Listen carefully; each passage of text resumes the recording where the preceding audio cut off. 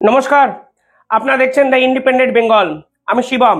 এবার ভারতকে সাক্ষী করে শেখ হাসিনাকে নিয়ে একাধিক কথা বলল বাইডেন প্রশাসন। হঠাৎ করে এতদিন বাদে বাইডেন প্রশাসন কেন শেখ হাসিনাকে নিয়ে মুখ খুললেন, সেটাই একটা বড় প্রশ্ন।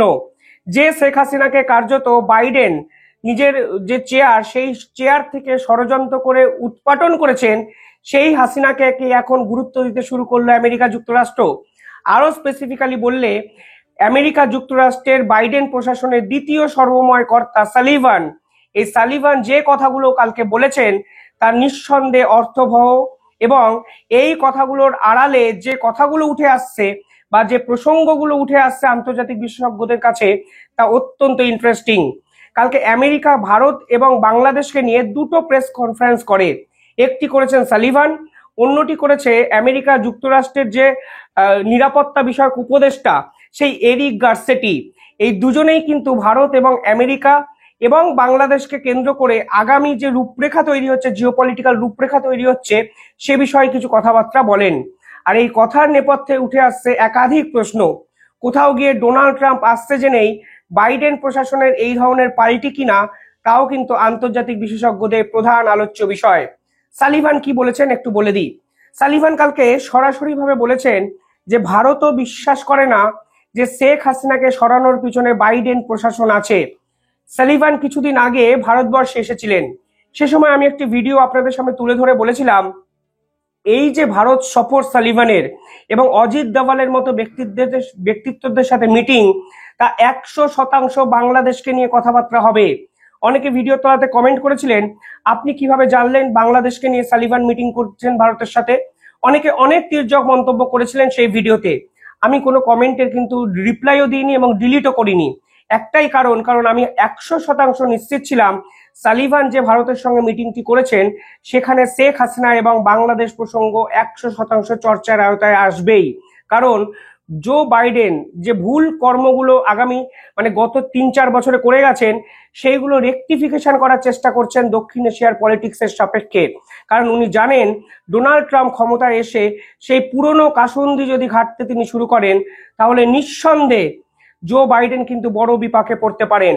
আর ডোনাল্ড ট্রাম্পের মতো একটা পাগল প্রেসিডেন্ট, পাগল আমি কোট আনকোট অন্য সেন্সে বলছি, যে উনি আনপ্রেডিক্টেবল প্রেসিডেন্ট, উনি কি করবেন তা নিজেই হয়তো জানেন না 5 মিনিট আগে।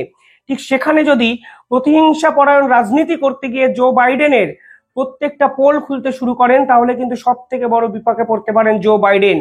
সেখানেই কিন্তু সালিভানকে ভারত সফরে পাঠানো, এবং সালিভানকে ভারত সফরে পাঠানো ঠিক আগের দিন মোহাম্মদ ইউনুসকে ফোন করে কার্যত হুমকি এবং হুঁশিয়ারি দেওয়া। কি কথা হয়েছে তা অলরেডি প্রেস কনফারেন্স করে বাইডেন জানিয়ে দিয়েছে। হঠাৎ করে জো বাইডেন মোহাম্মদ ইউনুসের উপর রেগে কেন গেলেন, এই প্রশ্নই তো তুলতে শুরু করে দিয়েছিলেন আন্তর্জাতিক বিশেষজ্ঞরা। আমিও সেদিন বলেছিলাম 100% এটা শশাঙ্ক রিডেমশনের মতো সিনেমাটার মতো নিজের মুক্তির পথ খুঁজতে চাইছেন জো বাইডেন। কালকে সালিভান কি বলেছেন?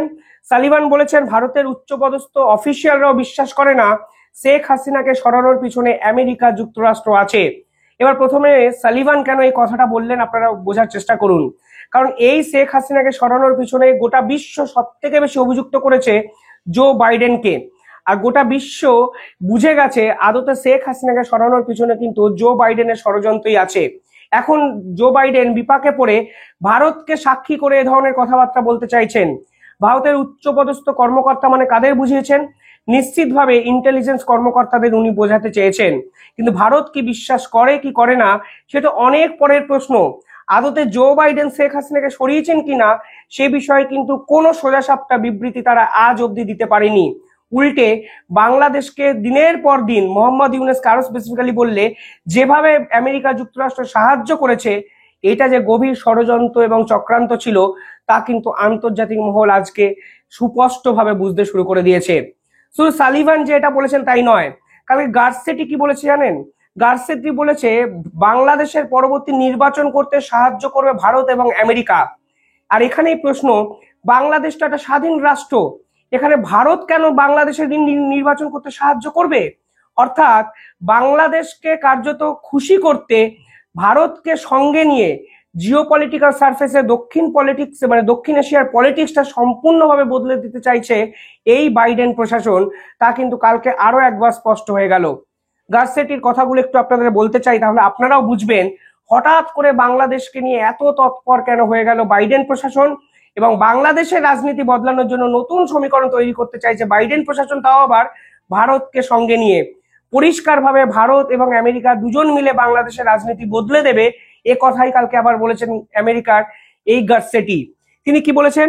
তিনি বলেছেন, আমরা সবাই চাই একটি স্থিতিশীল, সমৃদ্ধ এবং সহনশীল বাংলাদেশ, এবং এ লক্ষ্যেই ভারত এবং যুক্তরাষ্ট্র একে অপরের সঙ্গে আরো ঘনিষ্ঠভাবে কাজ করবে।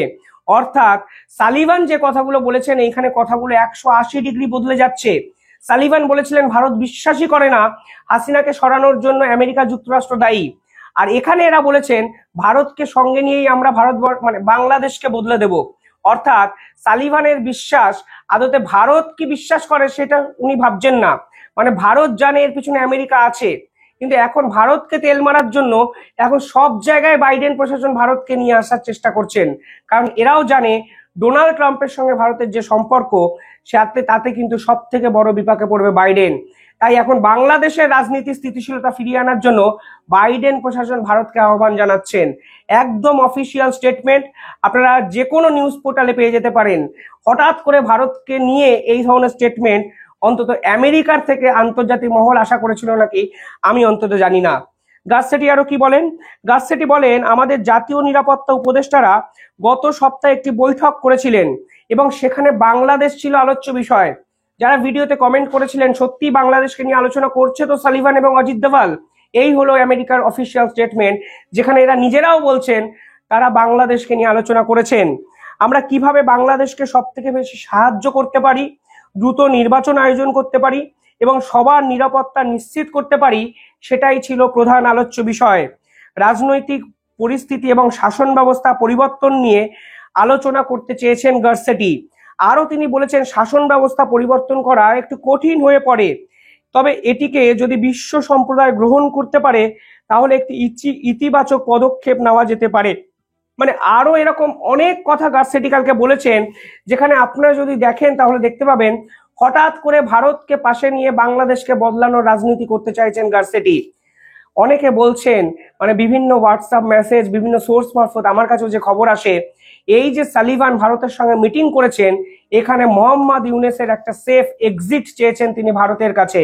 ভারত যেন ডোনাল্ড ট্রাম্পকে বোঝায় মোহাম্মদ ইউনূস এই যে সরকার কার্যত ব্যর্থ হয়েছে, ফেল করেছে, তাকে একটা সেফ এক্সিট দেওয়া হয়। ঠিক দুদিন আগে আমার আরেকটা ভিডিও আপনাদের সামনে আমি তুলে ধরেছিলাম, যেখানে বাংলাদেশের এক সাংবাদিক টুইট করে বলেছিলেন 2025-এ মোহাম্মদ ইউনূস দেশ ছেড়ে চলে যেতে চাইবেন, তখন উনি বলবেন তার শারীরিক অবস্থা অত্যন্ত ভঙ্গুর হয়ে যাচ্ছে। অর্থাৎ বাংলাদেশের রাজনৈতিক অবস্থা এতটাই খারাপ জায়গায় যাবে যে মোহাম্মদ ইউনূস আর বাংলাদেশকে কন্ট্রোল করার জায়গায় থাকবে না। আর এই সালিভানের সাথে ভারতের এই মিটিং নিঃসন্দেহে সেই মোহাম্মদ ইউনূসকে সেফ প্যাসেজ দেওয়ার জন্য বলে অনেকে মনে করতে শুরু করে দিয়েছেন। অর্থাৎ ভারতকে তেল দিয়ে এখন আমেরিকা যুক্তরাষ্ট্র চাইছে যেন ভারত এবং ডোনাল্ড ট্রাম্পের মতো এই লিয়াজোটা করা সম্ভব হয়, যেন মোহাম্মদ ইউনূসকে একটি সেফ প্যাসেজ বাংলাদেশ থেকে দেওয়া যায়, এবং বর্তমানে বা এই বাংলাদেশের রাজনীতি বর্তমানে যেভাবে চলছে তা যেন সম্পূর্ণ বদলে গিয়ে ফের একবার নির্বাচন করে আওয়ামী লীগ সরকারকে এই বাংলাদেশে মনোনয়ন করা সম্ভব হয়। তাহলেই কিন্তু ভারত এবং আমেরিকা, আরো স্পেসিফিক্যালি বললে দক্ষিণ পূর্ব এশিয়ার পলিটিক্সটা অত্যন্ত স্থিতিশীল একটা জায়গায় চলে যেতে পারে। এই দুই প্রেস কনফারেন্স নিঃসন্দেহে তাৎপর্যপূর্ণ।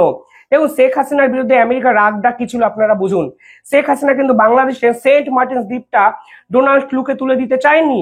তার জন্য শেখ হাসিনার বিরুদ্ধে আমেরিকা কিন্তু তীব্রভাবে বিভিন্ন ক্ষেত্রে প্রতিবাদ করেছিলেন। এছাড়াও শেখ হাসিনা আরো একটা জিওপলিটিক্যাল মিস্টেক করেছিলেন বলে আমার মনে হয়, তিনি অত্যন্ত ক্লোজড হয়ে যাচ্ছিলেন চীনের সঙ্গে। এই চীনের সঙ্গে ক্লোজনেসটা কোনোভাবেই জো বাইডেন কিন্তু অ্যাকসেপ্ট করেনি। চীন বিপুল আকারে লোন দিয়েছিলেন বাংলাদেশকে। ভারত এই পুরো বিষয়টা জো বাইডেনের সঙ্গে লিয়াজো করার চেষ্টা করেও আলটিমেটলি সফল হতে পারেননি, কারণ জো বাইডেন ছিল প্রতিহিংসাপরায়ণ রাজনীতিবিদ।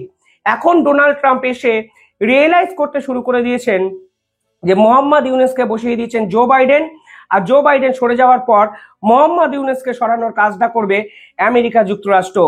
জো বাইডেন সরে যাওয়ার পর তার সমস্ত লোকজনকে কিন্তু ডোনাল্ড ট্রাম্প পত্রপাঠ বিদায় করে দিয়েছেন, এবং ডোনাল্ড ট্রাম্পের যে মন্ত্রিসভা, বিভিন্ন গুরুত্বপূর্ণ পদ, সেখানে 7 জন ভারতীয় বংশোদ্ভূতকে নিয়োগ করে দিচ্ছেন ডোনাল্ড ট্রাম্প। ফলে স্পেসিফিক্যালি দক্ষিণ পূর্ব এশিয়ার পলিটিক্সকে কন্ট্রোল করতে চাইছেন ডোনাল্ড ট্রাম্প, তার লোক নির্বাচন দেখেই কিন্তু বোঝা যাচ্ছে। মোহাম্মদ ইউনূসও কার্যত দুদিন আগে স্বীকার করেছেন ডোনাল্ড ট্রাম্প আসার ফলে বাংলাদেশের রাজনীতি হয়তো অনেকটা বদলাতে পারে।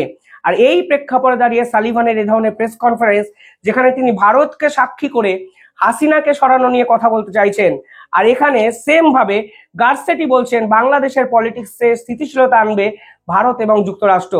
অর্থাৎ এতবার করে ভারত প্রীতি দেখানো বা ভারতের সঙ্গে চলার একটা প্রতিশ্রুতি আমেরিকা যুক্তরাষ্ট্রের বাইডেন প্রশাসন কেন দেখাচ্ছে, সেটাই তো এখন লাখ টাকার প্রশ্ন। যে হাসিনাকে বাইডেন প্রশাসন কার্যত গুরুত্বই দেয়নি, সেই হাসিনা প্রসঙ্গ অবতারণ করতে বাধ্য হচ্ছে সালিভান, যিনি কিনা আমেরিকা যুক্তরাষ্ট্রের সেকেন্ড মোস্ট ভ্যালুয়েবল পার্সন। আর এই প্রেক্ষাপটে দাঁড়িয়ে ডোনাল্ড ট্রাম্প এলে মোহাম্মদ ইউনূসের জন্য সেফ প্যাসেজ আমেরিকার বাইডেন প্রশাসন চাইছেন, তা কিন্তু স্পষ্ট বোঝা যাচ্ছে। অন্তত ভারতের সঙ্গে মিটিং এর পরে এই ধরনের প্রেস কনফারেন্স করে ভারতকে সঙ্গে নিয়ে ডোনাল্ড ট্রাম্পকে কনফিডেন্সে নিয়ে মোহাম্মদ ইউনূসকে দেশ ছাড়ার জন্য একটি প্যাসেজ খুঁজছে জো বাইডেন। কারণ মোহাম্মদ ইউনূস যদি চাপে পড়েন, ধরা পড়েন, তাহলে জো বাইডেন কিন্তু সব থেকে বড় বিপাকে পড়তে পারেন। একের পর এক চুক্তি, একের পর এক মৌলবাদী সংস্থাকে প্রশ্রয় দেওয়া, সব মিলিয়ে জো বাইডেনের ভবিষ্যৎ নিয়েও কিন্তু এই প্রেস কনফারেন্সের পর এক বড় প্রশ্নচিহ্ন উঠে যেতেই পারে। সে আপনারা বিশ্বাস করুন বা না করুন, ডোনাল্ড ট্রাম্প ক্ষমতায় আসার জন্য যেভাবে জো বাইডেন চাপে পড়লেন, তাও কিন্তু নিঃসন্দেহে নজিরবিহীন এবং বর্তমান পরিস্থিতিতে তাৎপর্যপূর্ণ বটে। আপনারা কি ভাবছেন কমেন্টে জানাবেন আপনাদের উত্তর। আর চ্যানেলটি ভালো লাগলে একটু সাবস্ক্রাইব করে দেবেন। ধন্যবাদ।